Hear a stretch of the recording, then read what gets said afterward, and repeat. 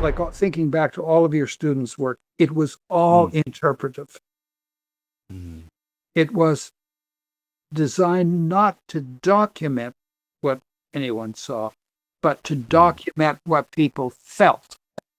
And that's, for me, a real difference.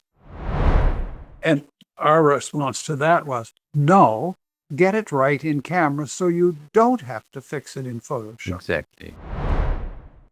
Welcome back. What you're about to watch is part 2 of my in-depth conversation with Freeman Patterson. If you've just landed here and haven't watched part 1, then I suggest you go back and start there first. You'll find the link below. The reason I say this is that this discussion builds on itself. And if you've come in halfway, you're going to miss a great deal of the context and the thinking behind a lot of what we were talking about. And trust me, it'll be worth your while. For those of you who have watched part 1, let's pick up right where we left off.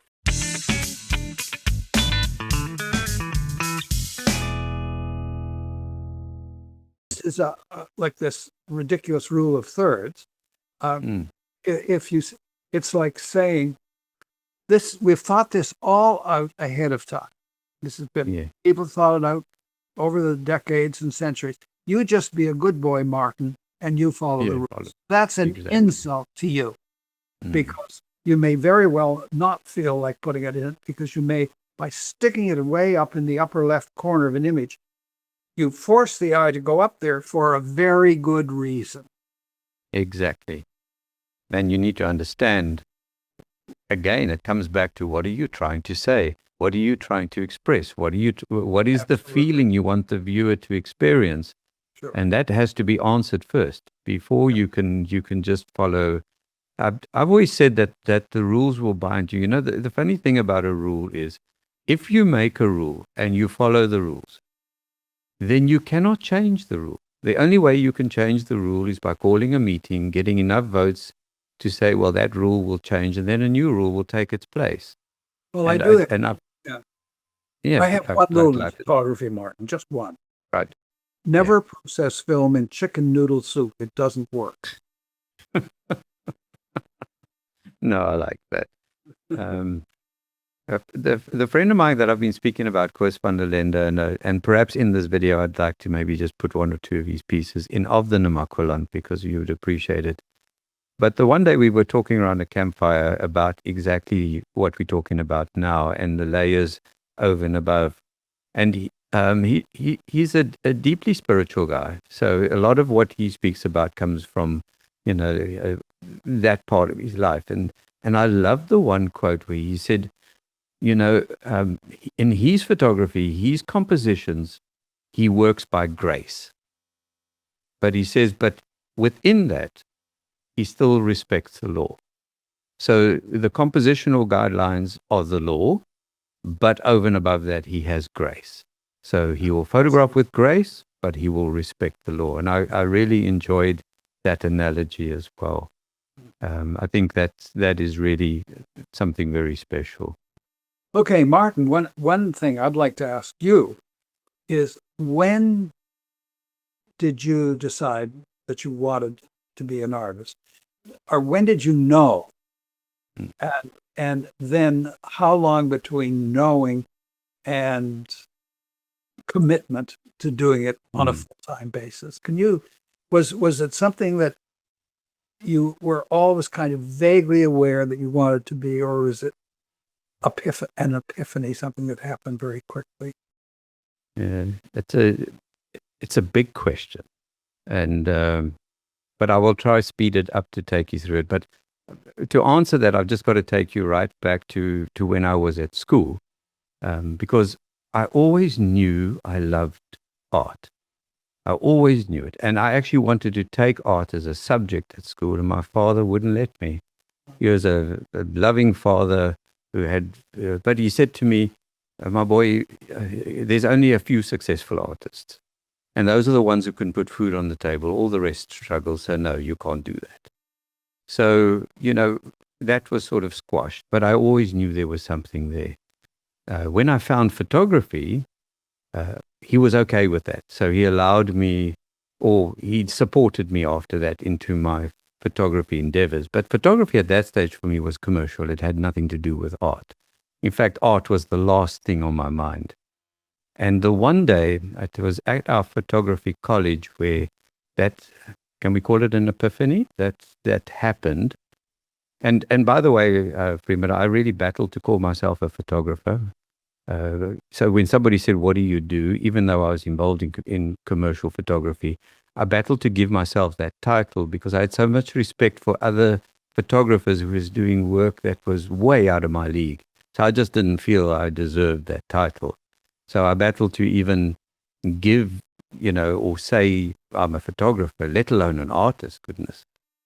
And when I learned to do proper lighting, I did a lot of studio work as a commercial photographer, and I learned to do, proper lighting. And I was working, I think, at the top of my career then as a commercial photographer. I overheard one of my lecturers, or two of my lecturers, having a discussion on how would you know it's someone's work. So, in other words, if you never signed it or you never put your name on it, how would you know? And I was heading off to go and have this discussion with them, and my name came up because he said, "How would you know if it's Martin's work?" And one of my senior lecturers, somebody I deeply respect, he said, "It's easy. There's no mistake on it. You will not find an error in lighting." I don't know if he meant composition as well, but he said, you just have a look for the piece that's got no error. And I took it as a compliment initially. And when I sat in my office thinking about it, it hit me as a ton of bricks that I was a predictable photographer, not an artist, but predictable. And I took a decision that day that I was going to change things. And I still didn't even know I was going to be an artist, to be quite frank. It was still photographer, not artist or photographic artist at all. And then I started teaching art photography, which I always had a love for. I always enjoyed it, but I never really got into it, and I never saw myself as an artist. And then, I don't know, and one day I decided, you know what, it was actually the same friend of mine, Koos van der Linde. I remember he came into my office and he brought a Giglet print with him, one of the very first inkjet prints. And I think why I never saw photography as art is because I always knew that the paper was going to deteriorate so quickly. So the prints didn't really have value to them.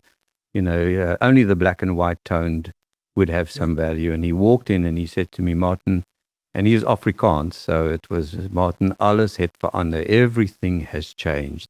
And he put this print down in front in me. Freeman, when I took that print and I held it in my hands, I think that was the birth of the consideration of art. And from that moment onwards, there was this whole thing about should I or shouldn't I? And then I started photographing artistic stuff, but I also didn't value what I was doing. And I got some input from a art critic who used to write for the Sunday Times. And I got him in, bought him a lunch, handed him over my portfolio and said, "Please do me a favor and just look at it and give me your honest opinion.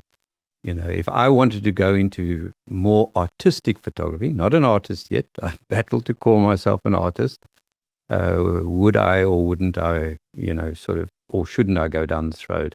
He came back 3 weeks later and he said he actually thinks I would be a very good fit for a gallery because I had such varied work.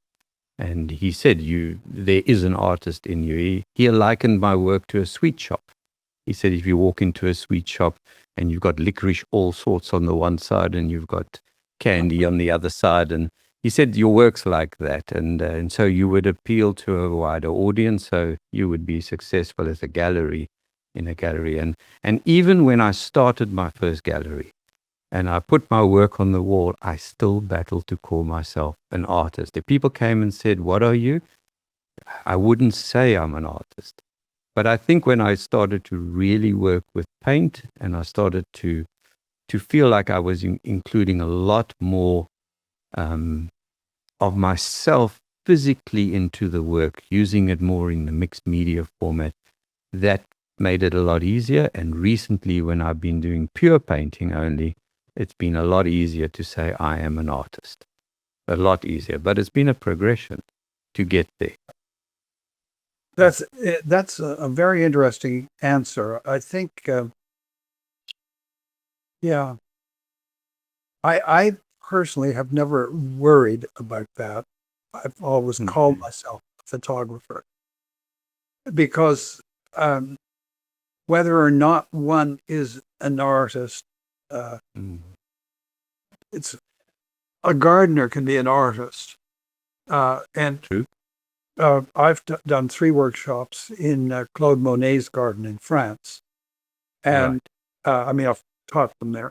And one of the things I realized, there's the water garden, the house garden, which he created first, Monet created first, and the water garden, which he created second. When he moved to Giverny, to the village, he created the house garden, which is about 2 acres or so. Or anyway, but it's borrowed. It's not Monet. It's very geometric. It's in the French classical tradition of gardening. Right. Then, as he reached middle age, especially late middle age, he started to create the water garden. There's not a straight line in it. Okay. Completely different. And it grabbed me, that water garden. It just grabbed me.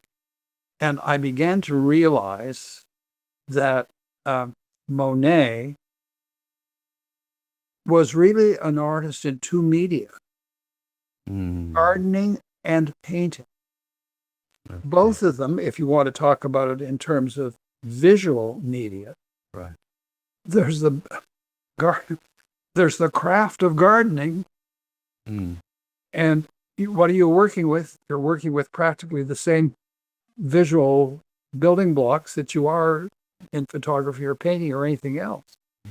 Right. But the shapes he's using and the placement of things, the composition in the water garden. I mean, it was a wonderful experience. And one of the things I think it's really important for photographers to do is look at paintings, look at gardens, look at sculpture. In other words, photographers, I mean, I often have said to camera clubs, take your members on a field trip to an art gallery, for heaven's sakes. Yeah, I've said the same. Is that right? I've said exactly the same. Absolutely. In fact, I was giving a talk the other day to an Australian photographic society. And one of the difficulties they had is they were trying to go more into the art format of photography, the more creative format of photography. But they were finding it very difficult because the judges were not able to give the right feedback. And in fact, some of the members were getting really upset with what the judges were saying. But the judges weren't artistic judges. They were landscape photographers, for example, or what have you. And that's exactly what I said. They said, how do you solve this, Martin? I said, it's very easy. Get a gallery curator to come and judge it.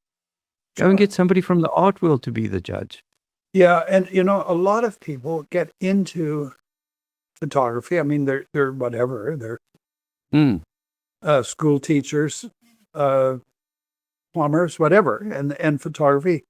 They join a camera club, and the camera clubs, I think everywhere on the whole, are really good at teaching craft. They're not very good at teaching visual design. Because, agreed. Yeah, they like, you can learn how to operate cameras. You can learn all about Photoshop or Lightroom, all of these things. But they also set topics for people. They'll say, okay, we're going to, I hate competitions, camera shows.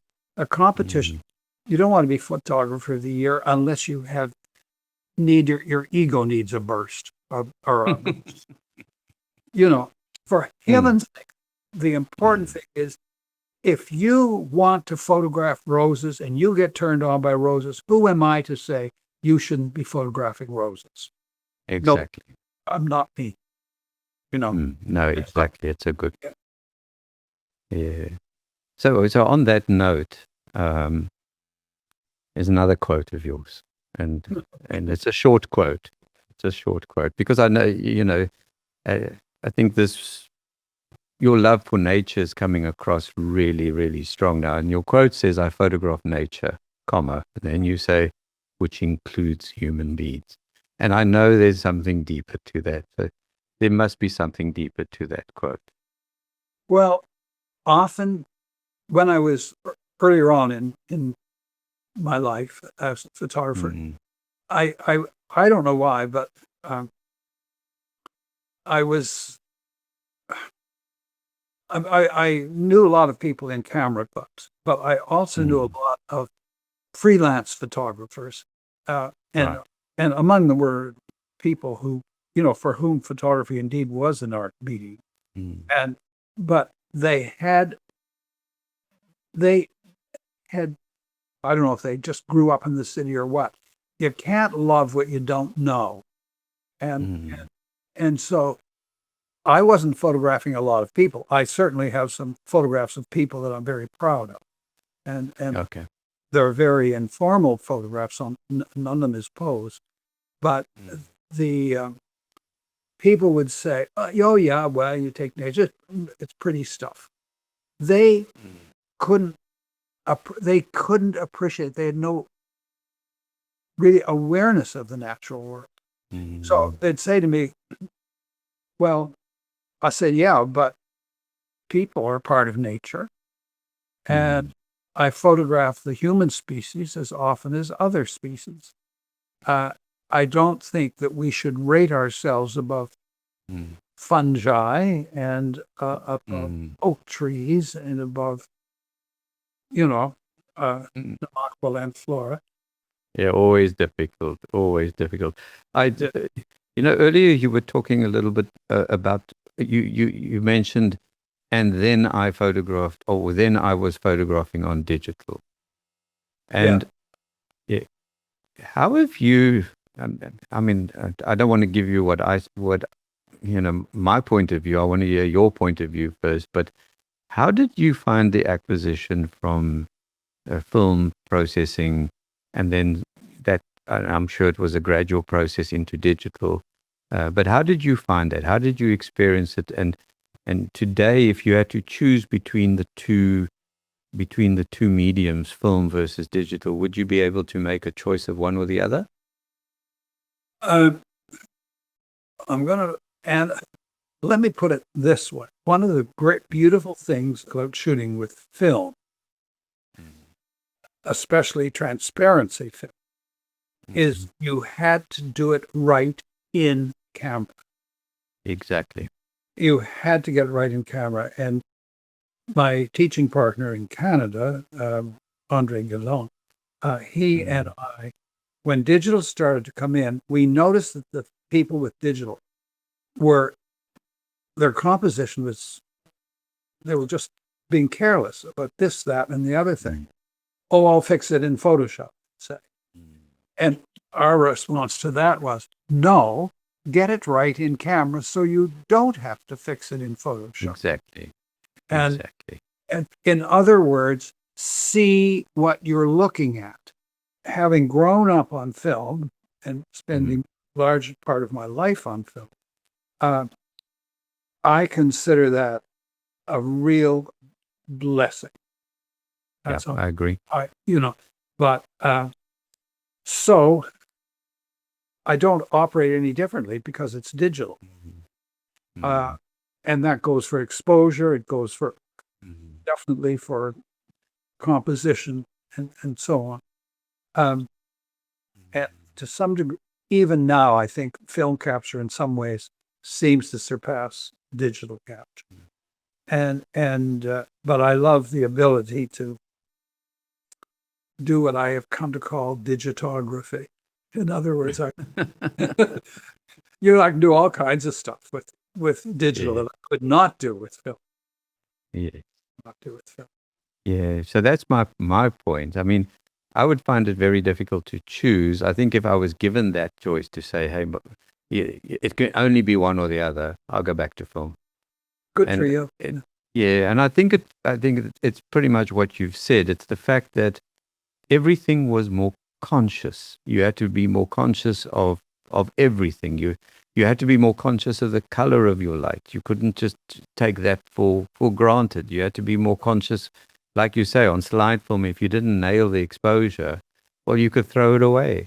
So you had to be more conscious of that as well. And then, the fact that you're working through a viewfinder means you can't actually see what you're taking.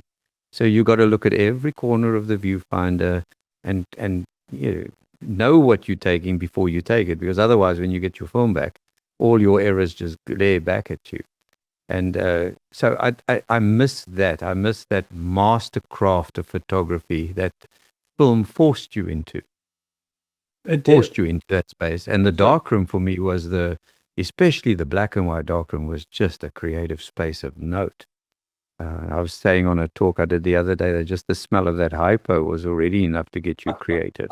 But I think the digital side, I think, has opened a door that certainly for me, allowed me to be more creatively expressive from an experimental point of view. I agree. So I could try something and immediately have a look on the camera and say, oh, that's going somewhere, or no, that isn't.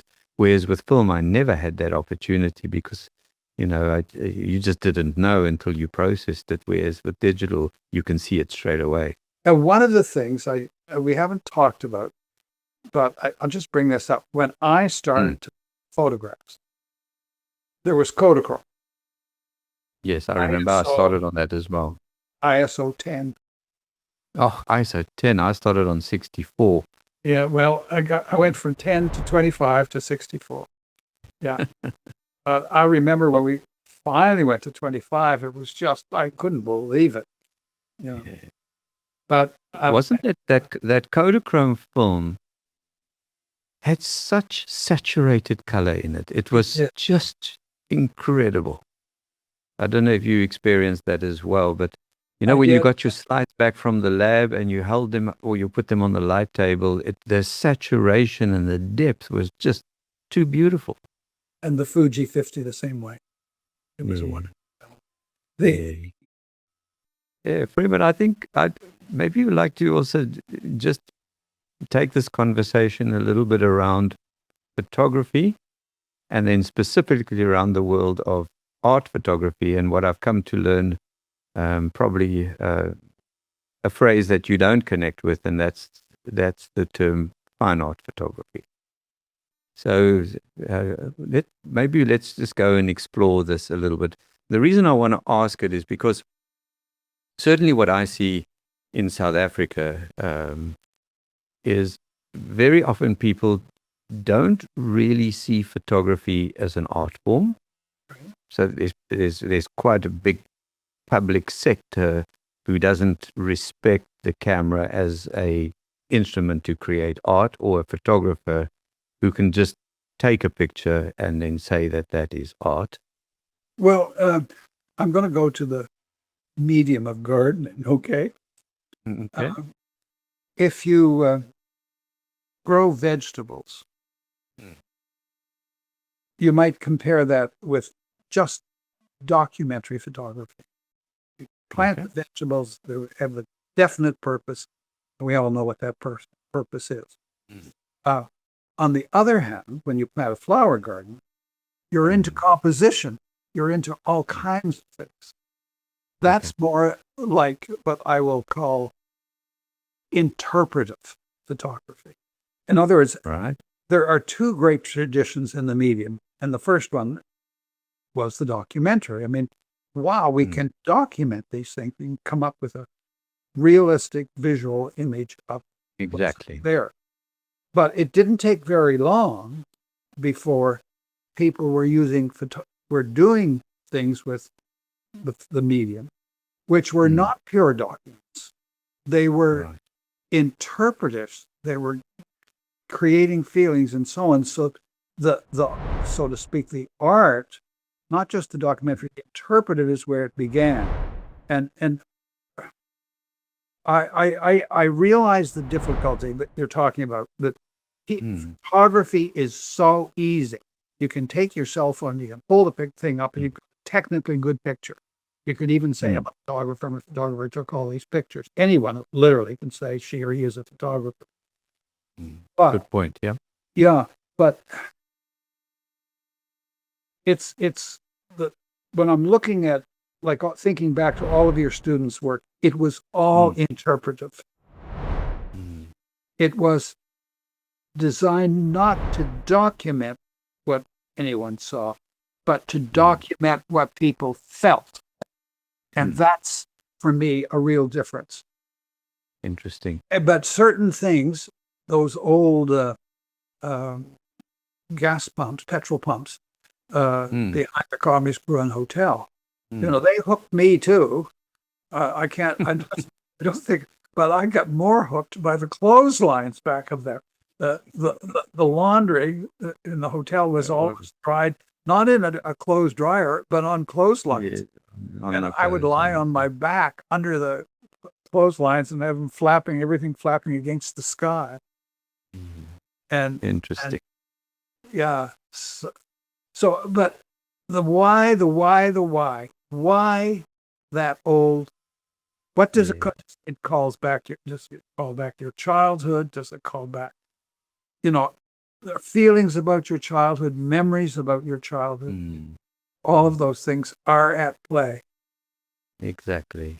Yeah. Because like what I said to you earlier, the moment I saw it, I thought, that looks like John Wayne.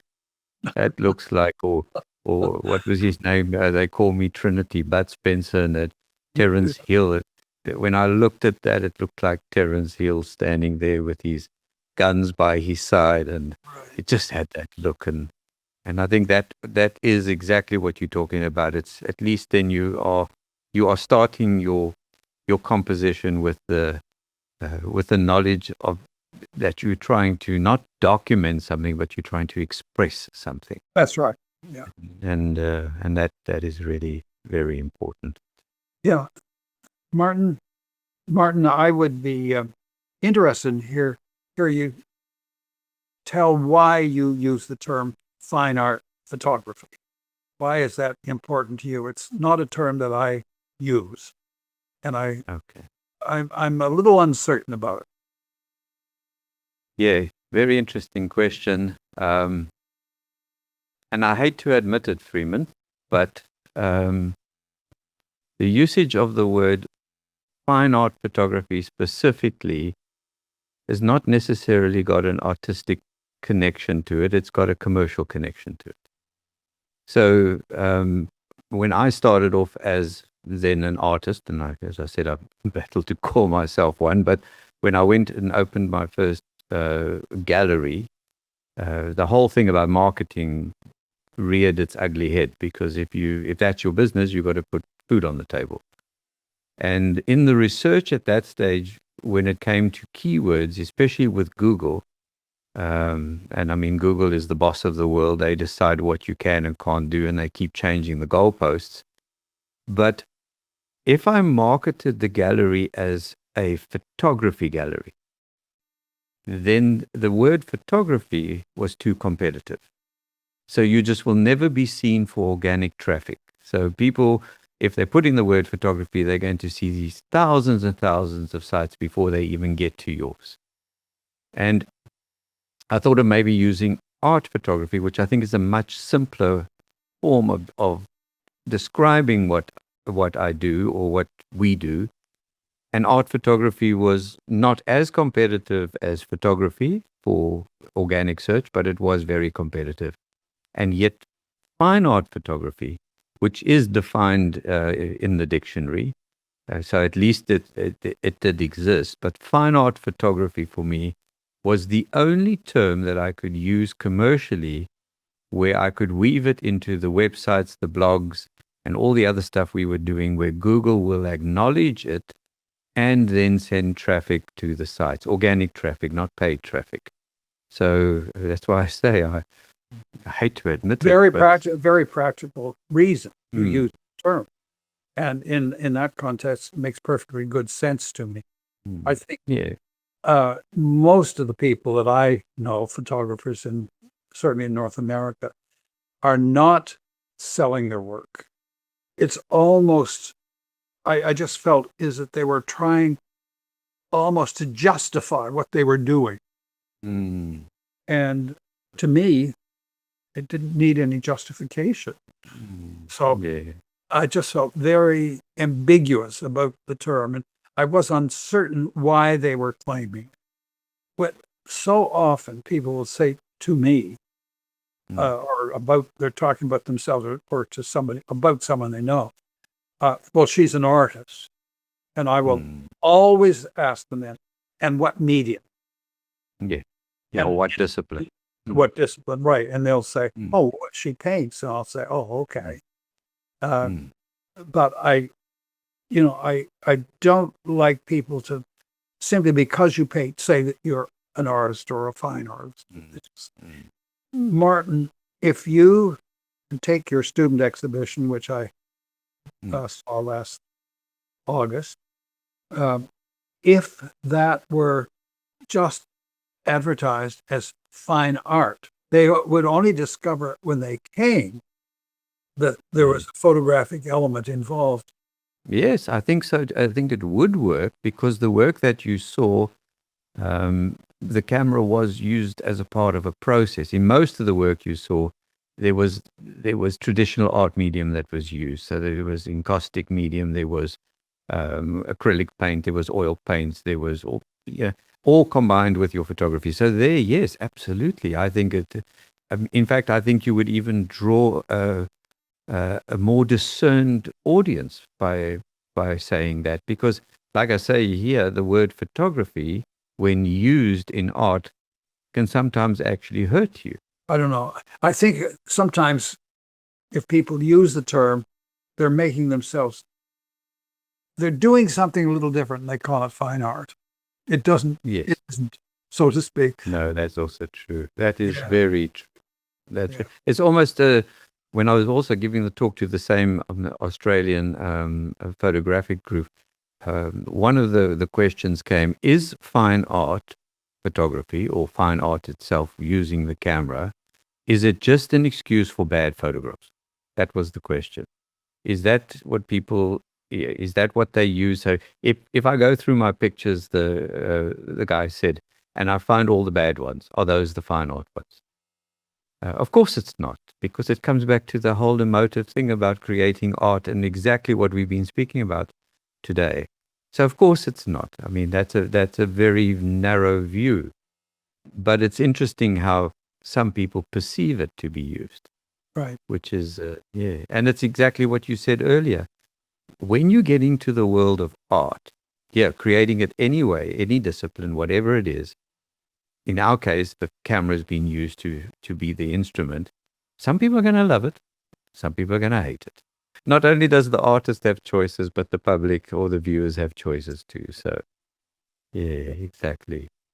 Yeah. Martin, one of the things I noticed in reading one of your blogs is that you referred to a bluish tone. And I always think of tone as referring only to degrees of brightness, two extreme tones being white and black, and everything in between are shades of gray, starting at white, deepening shades of gray. Yeah. Those are tones, and that tone doesn't refer to color. So I would never I'd never say something's a nice golden tone. I would say it's a nice golden hue. Hue is the word we use for different shades of color. So, but I noticed you used the word bluish tone in one of your blogs, and perhaps you could explain why you did that.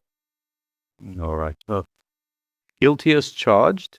Let me start off with that. I think, look, I teach photography as well, so I'm well aware of hue, saturation, and luminance. With the hue being the actual color, the saturation being the depth of color, and the luminance being the brightness of color. Right. So I'm well aware of that, but I never police myself sometimes on what I have to say in a blog space. And if I look back, I think it came out of the darkroom.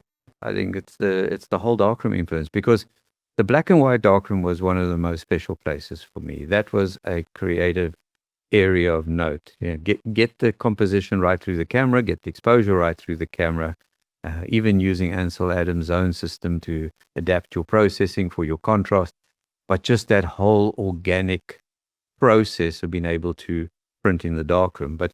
And then to take it onto toning. So if you would remember, I mean, we used to blue tone, sepia tone, selenium tone, what would we call it? Where you use two different toners. Split toning was another one where you use sepia and blue, and then your highlights would go one tone and your shadows would go another.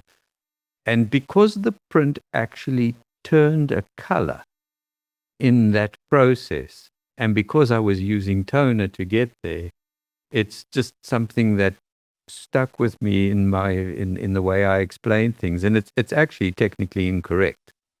And it's not incorrect yeah, maybe, but in terms of working with black and white negatives, no.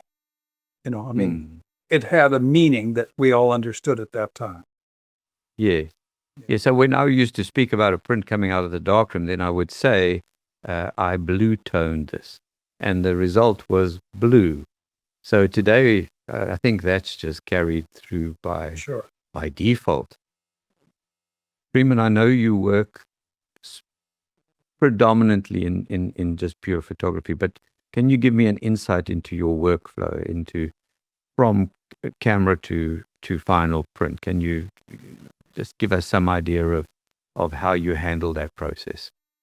Well, there are two ways or two things I'm doing. In some cases, if I've done everything as well as I can do it in camera, it's merely a matter of taking the file and say just perhaps increasing the contrast or the brightness or something like that, or maybe using the burn tool to just darken a little place that I couldn't have darkened in film, but I'm happy to be able to do it in digital. But the other thing is, for example, I love just combining images, say in Photoshop, doing all kinds of different montages. I love, occasionally I will add, for example, a fine pointillism filter in Photoshop. Things like this. In other words, I'll play with an image that I may even create, in a sense, a new image, whether from taking the fabric of the old one and making a new hooked rug, as it were. And that has, there was no original image, but I could, in other words, I'm taking longer process. I'm not standing on my doorstep, pointing the camera down and making exposure. It's almost like I feel I'm getting there. It's an exploring kind of thing. But I know when I arrive, so to speak. Yeah, I feel, yes, I have the feeling that I want here. And so, but what I'm doing is using digital tools as much as I'm using the camera. And really, in some cases, I feel I'm using the digital tools far more than I've used the camera. The camera's just provided me with a basis, and the final image may bear a little resemblance. So I've come to think about that as digitography as much as photography. I don't know if that term makes sense or not. You see, in your case, that makes sense. That makes sense now that you've explained, that you are taking the photograph you took properly through the camera, now through its next stage, and you're doing that digitally. So that makes sense. But in my world, that would be a term that I couldn't apply to my work, because I don't actually do much digital work at all. Okay. So the digital process for me is, and still, I mean, you've seen some of my work. I really break the work down quite heavily afterwards, but I still try to photograph it properly using a raw file and then processing it in Camera Raw. So I rather develop as best as I can to bring that original photograph into my process, but I don't necessarily take it to Photoshop to do editing. I then take it and then I start to work physically on it. So then it comes into the studio, and then the sleeves get rolled up, and then whatever's there is there, from hairspray to salt to paint to whatever that process feels like. And just like you, it can sometimes feel that it's not working, but man, when it does, that feeling is there, and you just know it, and that's the exciting part. So just to address the point, when you know it's there, yes, something in you, you know, why do you know? It's not how do you know. It's, you know it's there. You have touched your own nerve, or you have created something that is fulfilling. It's, I don't know quite how to describe it, but this is where I'm not just talking about photography, but creating all art should arrive. Let's say. Yeah. And isn't it? I don't know if you've experienced this as well, but certainly in the world of teaching, how a person can have a creative gift or talent that they've got, and yet they battle to recognize it. Oh, so absolutely. I would have students coming in, and they would put something down, and they'd always use the just word. And I always say, but just is like a swear word. So they'd say, yes, but I just did this, and I just did that. And that's if it's not, it's, and they would say things like, but it was actually quite easy. So it was just this happened, or just that happened. And then they will undervalue it, saying, I don't think it's good enough, because when they see what the rest of the class is doing, they then feel intimidated because they are just not as good as the rest of the class. And yet the rest of the class is looking at their work saying, my goodness me, I don't even look at what you've created. That's in another league. And I don't know if that's there just to keep us humble, that we don't, it's I don't know. It's like I don't know how to put it, but for us to see the talent in ourselves is very difficult. But That's somebody else will be able to Absolutely. see the talent straight away. And then it's the whole thing is about learning to believe in yourself, that it's actually good enough, and that gift that you are now giving is actually worth it. Sure. And I think that may be where the whole step over into knowing you're an artist actually happens. If we could just for a moment pretend that the people who say come to your, what you're saying when someone comes to say your workshop to study on. Yes, if you want to make a purple dog, make a purple dog. Exactly. In other words, so often with children's art, adults will say, "Oh no, you stay within the lines. Don't take that. You color within the lines." And or they'll say, "Well, there's no such thing as a purple dog. Maybe you should make that sort of this color or that."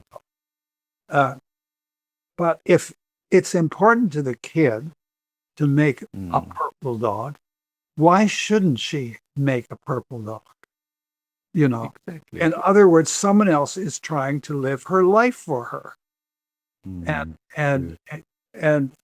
I mean, if it comes to you can't eat this mushroom because it's poisonous, you have to eat this one. That's another matter. Yeah, that's a life and death situation. That's right. That's knowledge. Yeah. Yeah. I mean, can you imagine if those rules were that strict? An artist like Matisse would never, ever, ever find the popularity that his work has today. No. So, I mean, look at interesting. so many of them. Yeah. Yeah. So the term that I think after giving this a lot of thought, that perhaps I can put to my work is photo alchemy. Good. I think that would probably describe the fact that the work is created on the workbench, on the after the photo is put down and abused in so many different ways. But perhaps that best describes what I would do, or hopefully what I do and how people could understand it.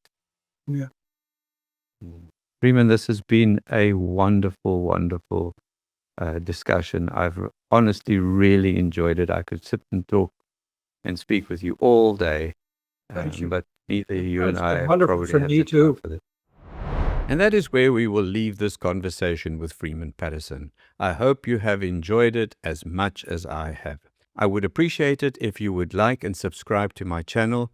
It helps this kind of conversation reach more people who care about the art of photography.